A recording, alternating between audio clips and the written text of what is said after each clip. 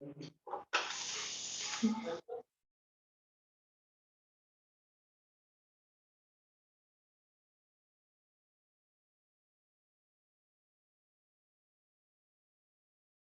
morning, sir. Good morning. Good morning, sir. Good morning. Good morning. नमस्ते। नमस्ते. नमस्ते.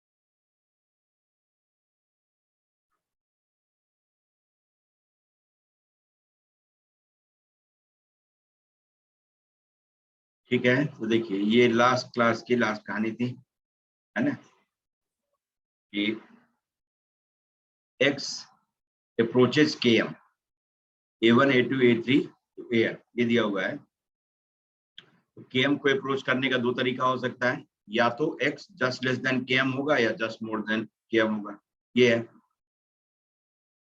और इस मॉडुलस की भी यही हालत है कि इसकी वैल्यू या तो 1 होगी या -1, है ना, दो ही चीज। तो km -1 तक i की वैल्यू m-1 तक रखेंगे, तब तक तो ये इसकी वैल्यू पॉजिटिव होगी, क्योंकि x अपना km के सराउंडिंग में है, इतने तक में कोई आपत्ति नहीं है। अब इसके बाद क्या होगा कि जब आप लेफ्ट हैंड लिमिट निकालेंगे, ठीक है, if x approaches km from left side, if x is just less than km, तब जा करके देन am जो आप लिखते इज x minus km और upon modulus of x minus km, इसकी वैल्यू भी -1 हो जाएगी, क्योंकि x minus km will be negative because x is less than km। तो नेगेटिव नंबर पर से मॉड हटाने के लिए माइनस लगाते हैं, तो minus of x minus km होता, कैंसिल हो जाएगा, -1 आ जाएगा। ठीक है, अब इसके आगे का सब नेगेटिव am+1 लिखेंगे, जब x km से ही छोटा है तो km+1 से छोटा होगा, पक्की बात है। तो नेक्स्ट x minus km+1 और upon mod of x minus km+1 is also -1। ठीक है, अब इसके आगे सबको आप लिख सकते हैं till an, ये भी आपका -1 ही होगा, kn और divided by mod of x minus kn, ये भी -1। यही मान ली if x is just more than km, मतलब x approaches km from positive side, ये इस तरह से, तब जाकर के क्या कहेंगे, then am is 1 x minus km और upon mod x minus km, because x is more than km, तो x minus km is positive, और पॉजिटिव नंबर पर से mod सीधे हटा लेते हैं, इसकी वैल्यू 1 हो जाएगी। लेकिन इसके आगे सब अब नेगेटिव, am+1 की वैल्यू हो जाएगी -1, x minus km+1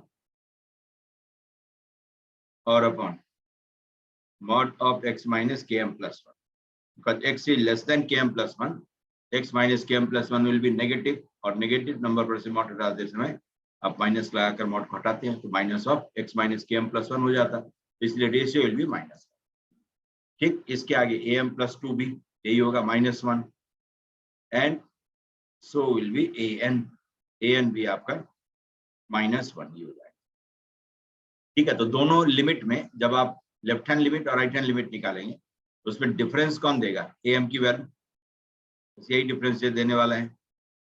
left hand limit में उसकी वैल्यू -1 है और राइट हैंड लिमिट में 1।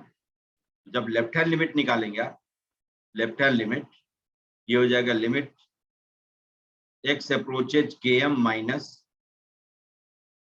ठीक है, x अप्रोचेज km माइनस, ये मैं लिख देता हूं इसको पाई i varies from 1 to n।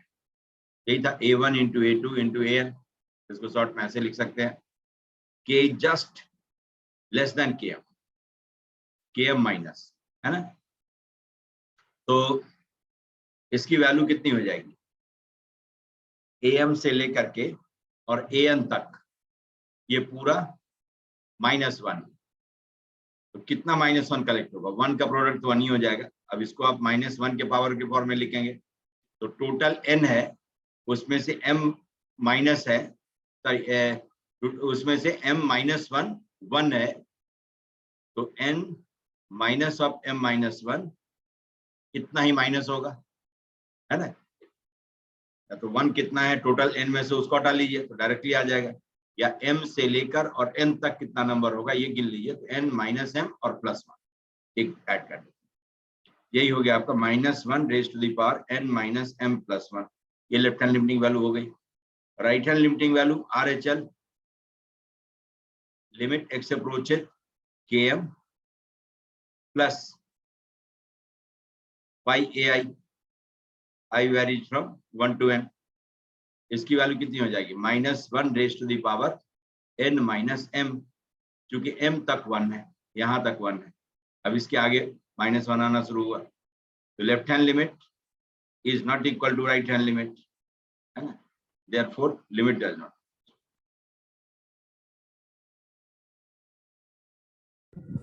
LHL RHL कैसे लगा, फिर से बता दीजिए। क्या है LHL और RHL? LHL के लिए इस स्टेटमेंट का हमने यूज किया है ना, कि am से ही -1 आना शुरू हुआ, क्योंकि x की value just less than km है, x की value just less than km है, km से जस्ट लेस है, यहाँ पर है x, तो x माइनस km -1 तक तो पॉजिटिव होगा,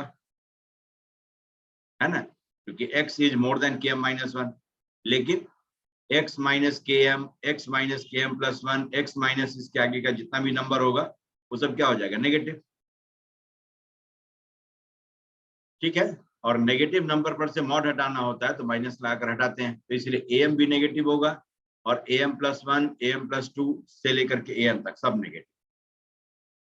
लेकिन जब x just more than km है, जस्ट मोर देन km है, तो इस केस में am की वैल्यू 1 हो जाएगी, क्यों, x is more than km, x minus km is positive, और पॉजिटिव नंबर पर से मॉड सीधे हटा लेते हैं, मॉड 2 इज 2 ओनली, तो दोनों कैंसिल हो जाएगा, तो इसकी लिमिटिंग वैल्यू आ गई 1। लेकिन km +1 से तो x कम है, तो इसीलिए x minus km +1 will be negative, तो am +1 ऑनवर्ड सबकी वैल्यू हो जाएगी -1। समझ गए कि ai की वैल्यू या तो 1 है या -1 है, इसमें इसी में से कोई ना कोई, तो आपको सिर्फ देख लेना है कि x माइनस ki पॉजिटिव है कि नेगेटिव है, पॉजिटिव है तो 1, नेगेटिव है तो -1। x की वैल्यू ki से कम है तो -1, और x की वैल्यू ki से ज्यादा है ना, तो इसकी वैल्यू 1। तो इसी पर लेफ्ट हैंड लिमिट और राइट हैंड लिमिट डिपेंडेंट है, तो दोनों की वैल्यू निकाल। अब समझ गए, तो लेफ्ट हैंड लिमिट में टोटल -1 जो होगा, टोटल फैक्टर इसमें n है, जिसमें से m -1 की वैल्यू 1 है, am -1 तक 1 है ना, इसमें कोई डाउट ही नहीं है, यहां तक तो सबके लिए 1, ठीक है, यहां तक सबके लिए 1। अब इसके आगे am ऑनवर्ड जैसे ही आप जाएंगे तो इसकी वैल्यू -1 लेफ्ट हैंड लिमिट, और राइट हैंड लिमिट में जब x just more than km होगा तो उस केस में am भी 1 हो गया, है ना, am भी 1 हो गया, क्यों, तो x मोर देन km है, am भी 1, अब am +1 के आगे सब -1, सबकी वैल्यू, ठीक है।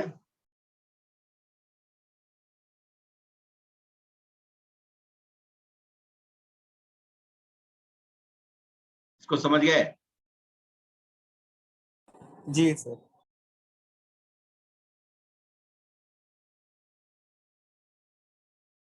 ठीक है, तो ये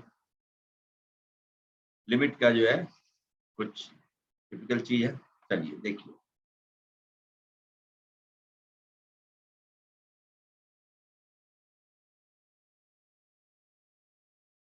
है ना। अब और कोई क्वेश्चन तो नहीं रह गया उसमें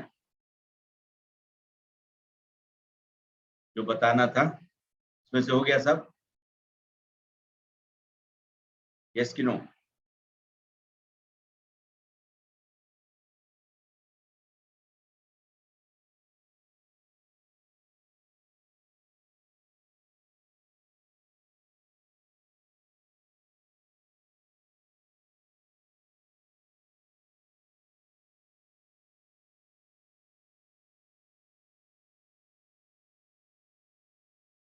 ठीक है, और सब लोग देखे क्वेश्चन या नहीं? नहीं देखे लग रहा है।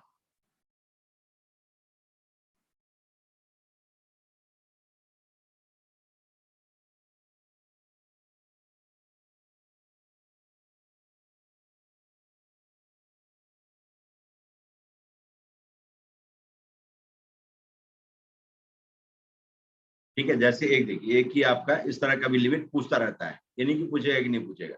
जैसे लिमिट में एक पूछेगा कोई, तो 1 raise to the power infinity, इस फॉर्म है ना। लिमिट में एक क्वेश्चन पूछता है तो इस फॉर्म का पूछता है, 1 रेज़ पर approaching 1 raise to the power infinity. कई है तब दूसरे को मौका मिलता है, वरना एक में भी सिमट सकता है ना। तो जैसे देखिए, यह था आपका कि limit x approaches infinity 1 plus lambda upon x plus mu upon x square raise to the power 2x, ये दे दिया है इज ई स्क्वायर। ठीक है, तो कह रहा है कि देन फाइंड लैम्डा एंड में, इसकी वैल्यू कहता है निकाल। ठीक है, तो x जब इंफिनिटी अप्रोच करेगा तो बेस फंक्शन जो है उसकी लिमिटिंग वैल्यू क्या होगी? 1। बेस फंक्शन की लिमिटिंग वैल्यू 1, और जैसे ही बेस 1 अप्रोच करे तो अप्रोच करे, है ना, एग्जैक्टली 1 है, पक्का 1 है, तो उसका पावर कुछ भी रेज करेंगे तो 1 ही रहेगा। लेकिन जब अप्रोचिंग 1 है तो पावर शुड अप्रोच इंफिनिटी, तभी जाकर के इंडिटरमिनेट फॉर्म होगा, और इसका है इंडिटरमिनेट फॉर्म। तो जब इस तरह का फंक्शन हो, ठीक है, इस तरह का limit x approaches a f x raise to the power g x, और इसका फॉर्म है approaching 1 raise to the power infinity, है ना, approaching 1 raise to the power infinity. तो इसकी लिमिटिंग वैल्यू लिखनी हो तो आप e raise to the power, जो भी लिमिट है वही लिमिट एक्स अप्रोचेज ए, है ना, एफ एक्स -1 और इंटू जी एक्स। ठीक है, एफ एक्स -1 और इंटू जी एक्स, ये इसकी वैल्यू हो जाएगी। आप इस फॉर्मूले में उसको रखेंगे, जो भी लिमिटिंग वैल्यू आनी होगी, ठीक है, वो आ जाएगी। समझ गए? अब देखिए, अब ये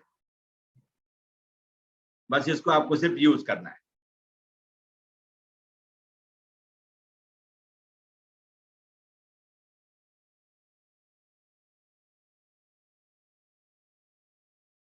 और ये सही है कि गलत है, ये आप चेक भी कर सकते हैं। जैसे x को जब a अप्रोच करवा देते तो बेस फंक्शन कहाँ अप्रोच करता था? 1। तो जब x a अप्रोच करे तो f(x) की वैल्यू 1 है, तो f(x -1) की वैल्यू क्या होगी? 0। और gx was approaching infinity, power was approaching infinity, तो इसीलिए इसका फॉर्म है अप्रोचिंग 0 और इंटू इंफिनिटी, जो कि इंडिटरमिनेट फॉर्म होता है। अप्रोचिंग 0 और इंटू इंफिनिटी, ये इंडिटरमिनेट फॉर्म। ठीक है, और इसकी लिमिटिंग वैल्यू आप निकाल सकते हैं। तो हर फॉर्म का डेस्टिनेशन यही है, अप्रोचिंग 0 इंटू इंफिनिटी, 0/0 फॉर्म। अब देखिए f(x -1) इंटू जी एक्स, अब चेक कर लेंगे, जैसे इंडिटरमिनेट फॉर्म आ गया 0/0 या 0 इंटू इंफिनिटी के फॉर्म, इसका मतलब ठीक ठाक जा रहा है। तो अब देखिए इसकी लिमिटिंग वैल्यू निकालना हो तो क्या करेंगे, e raise to the power जो भी लिमिट है वही limit x approaches infinity base function -1 तो lambda upon x plus mu upon x square ये हो गया fx-1 और into gx into 2x this should be e square और ये एक फाइनाइट नंबर है। ठीक, अब इसको सॉल्व कर लीजिए तो देख सकते हैं कि e raise to the power limit x approaches infinity ये वही है जो कल हमने डिस्कस किया पॉलिनोमियल वाला। तो इसको लिख सकते हैं लैम्डा x प्लस म्यू है ना अपॉन एक्स स्क्वायर और इंटू 2x। ठीक है, तो x को आप कैंसिल कर लीजिए, ये आ गया। तो न्यूमरेटर भी आपका लीनियर है, डिनोमिनेटर भी लीनियर है, तो इसकी limiting value finite non zero हो सकती है ना, जो हमने सीखा था। तो आप इसको लिख सकते हैं e raise to the power, देखिए लिमिट x अप्रोचेज इंफिनिटी ये कितना आ जाएगा lambda and plus mu upon x। ठीक, और this whole thing multiplied by 2। ठीक है, इसकी वैल्यू है अपना e स्क्वायर। तो अब म्यू कोई भी फाइनाइट नंबर हो चलेगा है ना, बट लैम्डा शुड बी 1। तो इसकी लिमिटिंग वैल्यू आ गई e raise to the power lambda, this is e square, तो दिस इंप्लाइज लैम्डा इज 2। ठीक है, लैम्डा की वैल्यू आ गई 2। अब लैम्डा की वैल्यू 2 आ गई, अब म्यू कुछ भी हो सकता है, mu can take all real sir 2 lambda होगा ना क्या, हाँ 2 सर, लैम्डा लैम्डा। गलत है, 2 लैम्डा, लैम्डा इंटू 2 है ना, तो लैम्डा की वैल्यू आ गई 1, 2 लैम्डा इज 1 2 तो लैम्डा इज 1, लैम्डा की वैल्यू 1। ठीक है, तो और म्यू पर कोई पाबंदी नहीं है, म्यू कुछ भी हो जाए चलेगा। ठीक है, म्यू कोई ना कोई रियल नंबर होना चाहिए।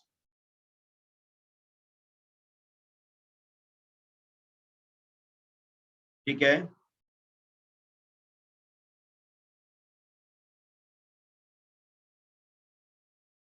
तो इस पर एक क्वेश्चन पूछता है ना, ये इसमें कोई डाउट की बात नहीं है, इसमें कोई ये नहीं सोचना है कि नहीं आएगा, आता ही आता है, पक्का आता है।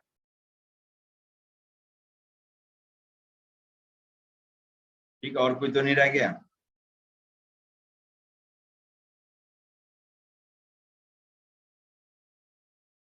ये एनसीएक्स वाला तो बता ही दिया था प्रोबेबिलिटी बताते समय, प्रोबेबिलिटी में जो डिस्ट्रीब्यूशन था वो बताते, पॉइसन डिस्ट्रीब्यूशन बताते समय तो बताया ही था, है ना। अब लिमिट में देखिए, लिमिट में एक जो है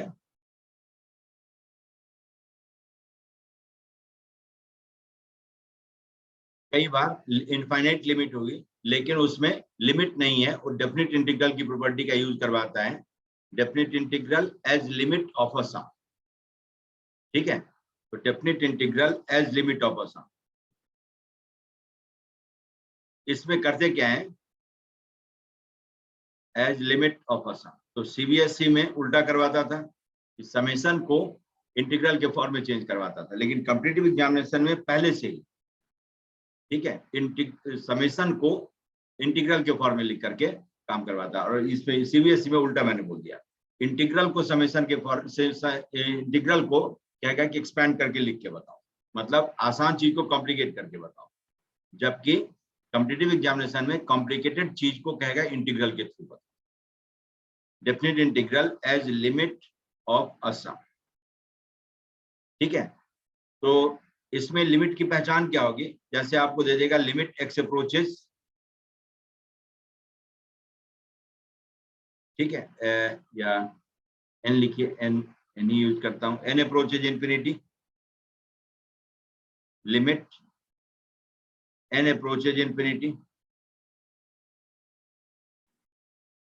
ठीक है, सिग्मा के फॉर्म में हो, समेशन के फॉर्म में हो, क्योंकि सिग्मा का मतलब इंटीग्रल होता है, ऐड करना होता है, और इंटीग्रल का मतलब भी ऐड करना होता है। Function of r by n, और r varies from a to b, ये दे देगा। और यहाँ पर इंटू 1/n। लिमिट का फॉर्म ये, ठीक है, इस तरह की लिमिट है।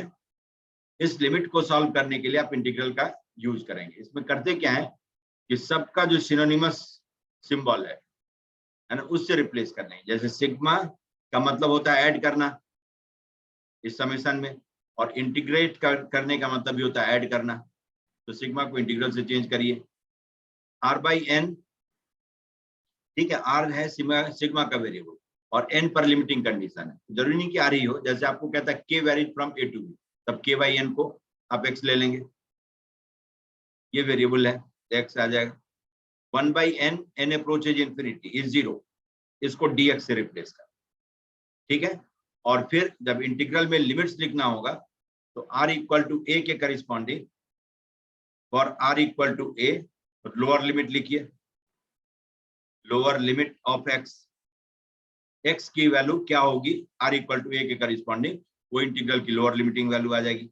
And for r equal to b write down upper limit, और अपर लिमिट लिखते समय किसकी वैल्यू लिखेंगे, x की वैल्यू, क्योंकि limits are values of variable. बस इतना काम आपको करना है सावधानी से।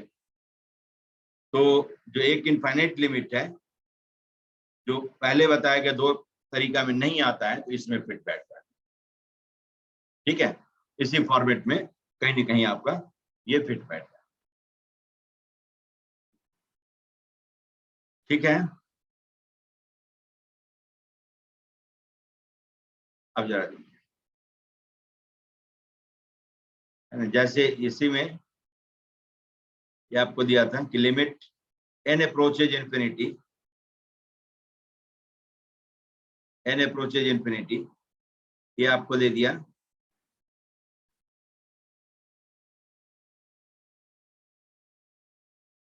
इस पर कोई डिस्कशन तो नहीं हुआ था ना लास्ट क्लास में, इनफाइनाइट लिमिट में इस पर नहीं हुआ था, है ना, सिर्फ हमने वो दो फॉर्मेट देखा था, ठीक है, गुड।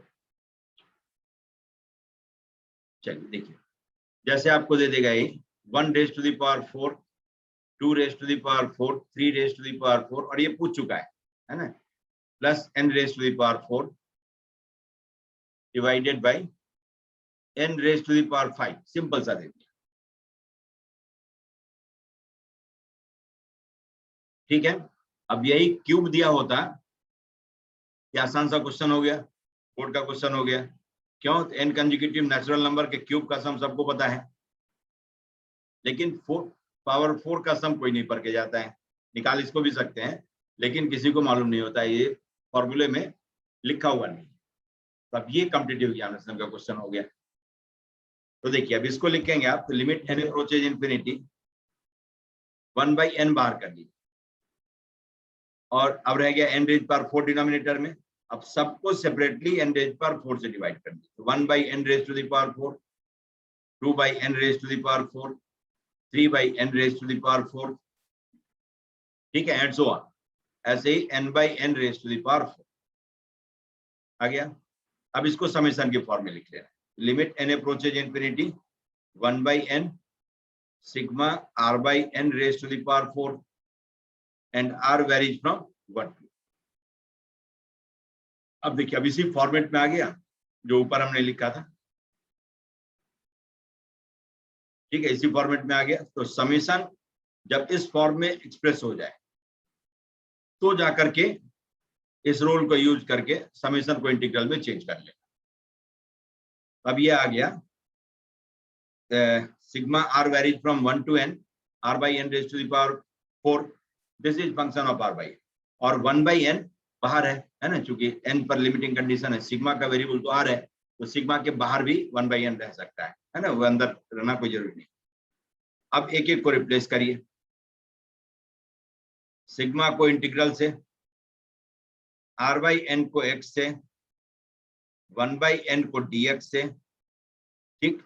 अब x अपना है r/n, तो लोअर लिमिट लिखना हो तो r इक्वल टू 1 पर x की वैल्यू क्या होगी, approaching 0, 1/n, n approaches infinity will approach 0, और r इक्वल टू n पर x इज n/n 1 आ गया। तो limits are 0 to 1, lower limit के corresponding lower limit, upper limit के करिस्पॉन्डिंग अपर, ठीक है, 1 to 2n होता तो लिमिट हो जाती 0 to 2। अब इसको इंटीग्रेट कर लीजिए, x रेज पर 5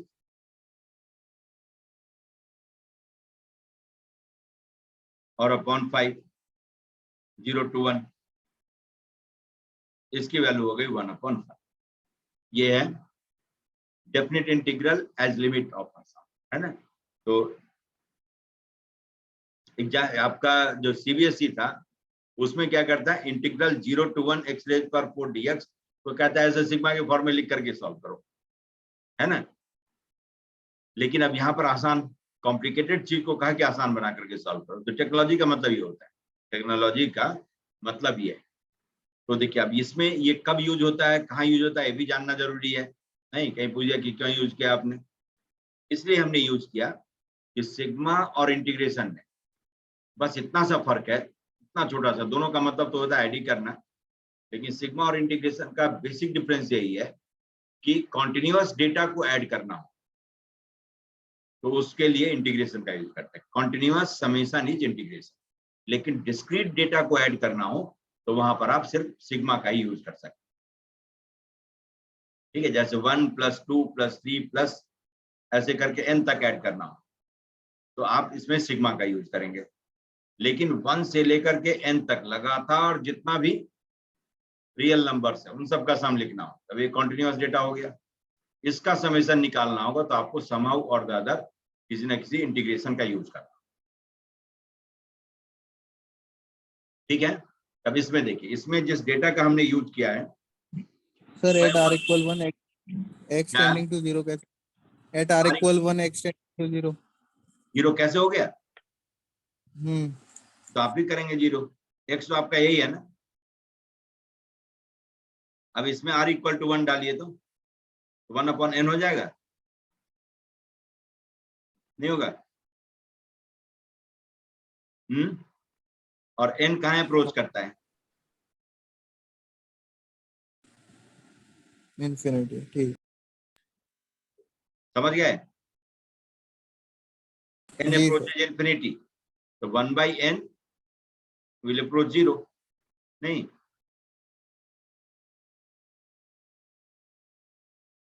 आप समझ गए। Yes sir. तो देखिए अब ये जो बता रहा था मैं कि यहाँ पर इंटीग्रेशन का यूज हमने क्यों किया, इसलिए कि आपसे पूछा जाए 1/n n अप्रोचेज इंफिनिटी, इसकी वैल्यू क्या होगी, तो 0। 1/n n approaches infinity is 0। ठीक है, 2/n n अप्रोचेज इंफिनिटी, इसकी वैल्यू क्या कहेंगे, 0। जबकि पहले टर्म में 2⁴ से मल्टीप्लाई करेंगे तो दूसरा टर्म आएगा, लेकिन दोनों को ही आप 0 कह रहे हैं। थर्ड पूछूं तब भी आप कहेंगे 0, लेकिन होते होते लास्ट में जाएंगे तो n/n raised to the power 4 is 1, तो कहीं ना कहीं से तो चेंज हुआ होगा, तब तो 1 आया। जब सब शुरू से 0 है, आप जहां तक आप देख पाएंगे वहां तक आप सबको 0 कहते जाएंगे। नहीं, 3000/n n approaches infinity is 0।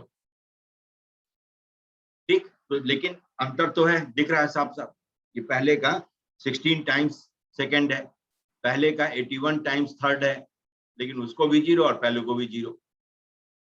ये हमारी मजबूरी है, ये हमारी मजबूरी है, डेटा की मजबूरी नहीं है। Data is changing, data is changing, value is changing, value is gradually increasing, but we are unable to gauge it, है ना। वो हमारा जो मेजर करने का तरीका है उसमें हम नहीं मेजर कर पा रहे हैं, ये हमारी मजबूरी है, डेटा की मजबूरी नहीं है। तो ऐसे ही डेटा को कहते हैं कॉन्टिन्यूअस डेटा। जब सक्सेसिव डेटा में डिफरेंस निकालना इम्पॉसिबल हो, ठीक है, इम्पॉसिबल हो, लेकिन दिखे कि हाँ yes change is there, some change is there, तो ऐसे डेटा को कहते हैं कॉन्टिन्यूअस डेटा। ऐसे डेटा को ऐड करने के लिए इंटीग्रेशन का यूज किया जाता है। Continuous summation is integration, but summation of discrete data is sigma. तो सिग्मा और इंटीग्रेशन में इतना अंतर, तो दोनों एक ही चीज है। तो इंटीग्रेशन सिग्मा का यूज कहीं भी कर सकते हैं, सिग्मा का यूज हर जगह होता है, लेकिन इंटीग्रेशन का यूज सिर्फ वहां पर हो सकता है जहां पर डेटा कॉन्टिन्यूअस हो। दिया गया 1/5। अब देखिए इसी को क्रॉस चेक करना होगा तो आप इससे कर सकते हैं। जैसे ये देता है आपको, ये limit n approaches infinity 1³ 2³ 3 cube से लेकर के n क्यूब और upon n raise to the power 4, है ना। अब इसको तो आप फॉर्मूले से भी सॉल्व कर सकते हैं। लिमिट n अप्रोचेज इंफिनिटी, क्या लिख लेते हैं, n कंसेक्यूटिव नेचुरल नंबर के क्यूब का सम, तो सम का square n into n plus 1/2 का होल स्क्वायर, यही होता है, divided by n raise to the power 4। ठीक, तो अब इसको सॉल्व करेंगे तो लिख सकते हैं लिमिट n अप्रोचेज इंफिनिटी 1/4 और n स्क्वायर तो कैंसिल हो जाएगा, n प्लस 1 और अपॉन n का होल स्क्वायर, ये रह जाएगा, जिसको कि आप लिख सकते हैं लिमिट n अप्रोचेज इंफिनिटी 1/4 और 1 प्लस 1/n का स्क्वायर। तो इसकी लिमिटिंग वैल्यू कितनी आ गई, 1/4। ठीक है, अब यही आप definite integral as limit of a sum का यूज करते, जो इसमें हो सकता है अप्लाई, पहले की तरह ही 1/n को आप बाहर कर लेंगे और बाकी सबको ऐसे लिख सकते हैं 1/n का क्यूब, 2/n का क्यूब, 3/n का क्यूब, ठीक है, और प्लस लास्ट में n/n का क्यूब, ये लिखा सकता है। भाई जो फॉर्मूला नहीं याद इसको यूज करके कर सकते हैं। तो limit n approaches infinity 1/n sigma r/n का cube, r varies from 1 to n, हो गया। अब सिग्मा को इंटीग्रेशन से r/n को x से चेंज करिए, x क्यूब, और 1/n को dx से, ठीक, और फिर वही कहानी है, x की वैल्यू r/n है, x r/n है, और लिमिट्स में x की वैल्यू ही लिखते हैं, तो लोअर लिमिट के करस्पॉन्डिंग 0 आ जाएगा, क्योंकि r equal to 1, 1 upon n, n approaches infinity 0, upper limit के करस्पॉन्डिंग 1 आ जाएगी वैल्यू, ठीक है, क्योंकि n/n इज 1। बस इसी को सॉल्व करेंगे, इंटीग्रल की वैल्यू जो भी आएगी वो समेशन की वैल्यू आ जाएगी, क्योंकि डेटा वाज कॉन्टिन्यूअस 1/2। ठीक है, देख रहे हैं सेम है, वही है जो फॉर्मूला से आया। इसका मतलब आप बेक ऑफ यूज कर सकते हैं। अब ये नहीं सोचना है कि 1 रेज पर 4 2 रेज पर 4 का सम क्यों नहीं मालूम, समझिए, थोड़ा सा बढ़ा करके दे देगा, थोड़ा सा बढ़ा करके दे देगा, और फिर जो है तब आपसे टटोल लेगा, है ना। इसमें पैनिक कब हो जाता है, जब आपको मान ली एक सम मालूम हो दूसरा नहीं मालूम, है ना, तब जो है तब थोड़ी सी और घुटन होती रहती है।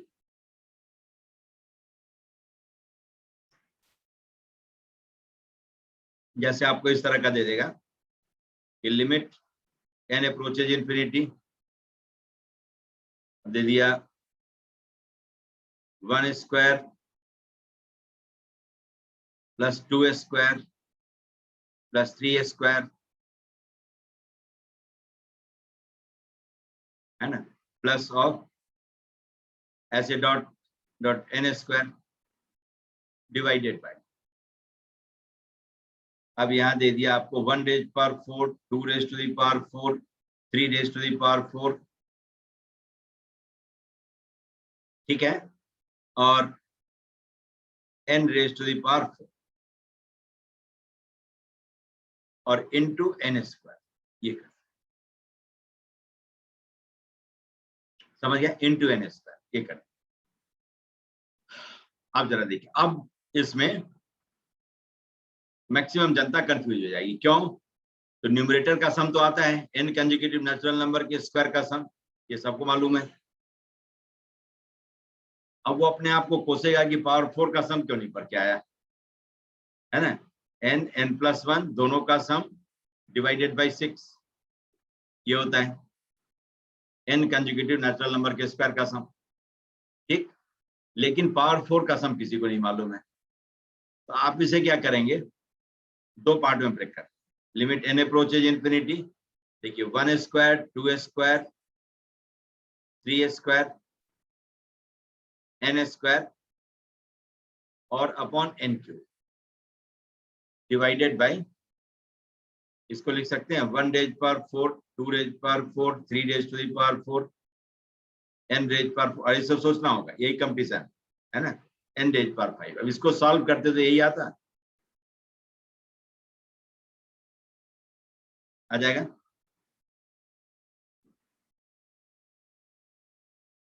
ठीक है, तो देखिए अब limit n approaches infinity numerator को आप लिख सकते हैं 1/n सिग्मा r/n का square, r varies from 1/n 1 to n। Denominator को लिख सकते हैं 1/n और sigma r/n raise to the power 4 और r varies from 1 to n। लिखा सकता है। न्यूमरेटर में भी 1/n बाहर कर लीजिए और डिनोमिनेटर में भी 1/n बाहर कर, तो बाकी सब r/n के फंक्शन के फॉर्म में आ जाएगा। न्यूमरेटर में r/n का स्क्वायर और डिनोमिनेटर में r/n raise to the power 4। बस इतना सा काम करना है। अब ये दोनों का दोनों इंटीग्रल के फॉर्म में है, ठीक है। अब तो 1 सेकेंड का काम है। न्यूमरेटर हो गया 0 to 1 x² dx, डिनोमिनेटर हो गया 0 to 1 x raise power 4 dx, ठीक है।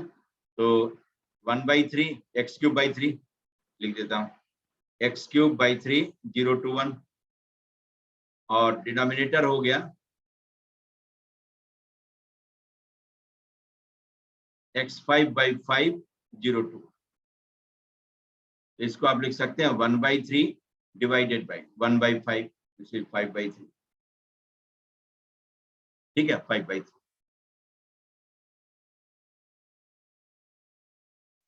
समझ गए। अब ये इस तरह का क्वेश्चन पूछ दिया, इनफाइनाइट लिमिट है, तो आप एक इस पहलू पर भी विचार कर सकते हैं, है ना। मतलब ब्लाइंडली नहीं सोचना है कि क्यों नहीं हो रहा है ना? तो पावर कुछ भी हो सकता है, और पावर मान ली ऑकवर्ड है तब तो यही सब काम करना है, ठीक है। जैसे पावर 4 पावर 5 दिया है तब तो क्लिक करेगा भी, लेकिन मिक्स कर दिया कि कुछ पार्ट आपको आता है कुछ पार्ट नहीं आता है, तो वहां पर ये सोचना होगा कि इसे 2 पार्ट में ब्रेक करके और तब लिमिटिंग वैल्यू निकाली जा सकती है, ठीक है। तो ये इनफाइनाइट लिमिट का काम है। अब जैसे आपको दे दिया ये कि लिमिट n approaches infinity,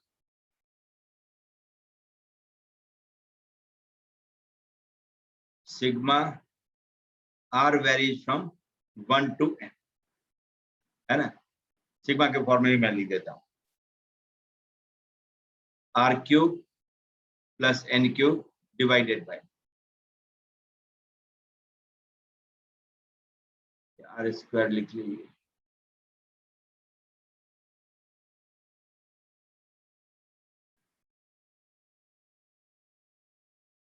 ठीक है। r + n divided by r² n + n², ये देखिए, ठीक है। इस तरह से पूरी सीरीज दे देगा 1 + n upon 1² + n², 2 + n 2² + n², like this, ये देखिए। अब इसको आप लिख सकते हैं लिमिट n approaches infinity। अब ये नहीं कि सीरीज का सम निकालने में लग गए, सम आने वाला होगा तो अपने आप बता देगा, नहीं आ रहा है तो फटाफट n² से न्यूमरेटर और डिनोमिनेटर को डिवाइड करिए, तो r/n + 1 और इंटू 1/n, न्यूमरेटर को n² से डिवाइड करेंगे तो ये आ जाएगा। डिनोमिनेटर को n² से डिवाइड करें r/n का स्क्वायर एंड +1 हो गया। एक 1/n बाहर निकलना चाहिए। अब इस लिमिट को आप लिख इंटीग्रल को, और सिग्मा तो है r varies from 1 to n, अब लिख सकते हैं इंटीग्रल r/n के जगह पर x + 1 और अपॉन x² + 1 1/n के जगह पर dx, ये सब आ गया। अब लिमिटिंग वैल्यू x आपका है r/n, ठीक है।